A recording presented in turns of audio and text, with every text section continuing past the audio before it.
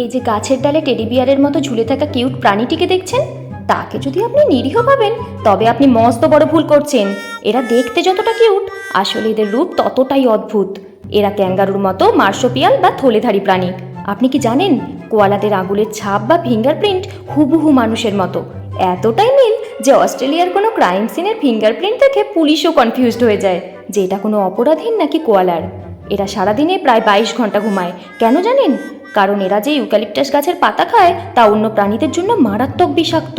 এই সায়ানাইডের বিষ হজম করতে এদের শরীরের সব শক্তি শেষ হয়ে যায়। আসলে কম পুষ্টি ও কম শক্তির খাবারও এদের ঘুমের কারণ। অনেকে তো মনে করেন এরা সারাদিন নেশাগ্রস্ত হয়ে ঘুমায়। ইউক্যালিপটাস গাছই এদের একমাত্র খাদ্য এবং বাসস্থান। তাই কোয়ালাদের খাদ্য তালিকায় পুষ্টিগুণ খুব কম থাকায় এদের মস্তিষ্ক সময়ের সাথে সাথে আকারে ছোট এবং মসৃণ হয়ে গেছে। এদের নরম চেহারা থেকে ভাববেন না যে এরা মিষ্টি আওয়াজ করে। ব্রিডিং সিজনে পুরুষ কোয়ালারা এমন ভয়ানক গর্জন করে যা শুনলে মনে হবে বনের কোনো হিংস্র ডাইনোসর ডাকছে। আবার যখন খুব ভয় পায় বা বিপদে পড়ে তখন মানুষের ছোট বাচ্চাদের মতো চিৎকার করে কাঁদে। জন্মের সময় একটি কোয়ালার বাচ্চা মাত্র 2 সেন্টিমিটার বড় হয়, ঠিক একটি মধুর দানা বা জেলিবিনের মতো। চোখ না ফুটেই এরা মায়ের গায়ের গন্ধ শুকে পেটের থলিতে চলে যায়।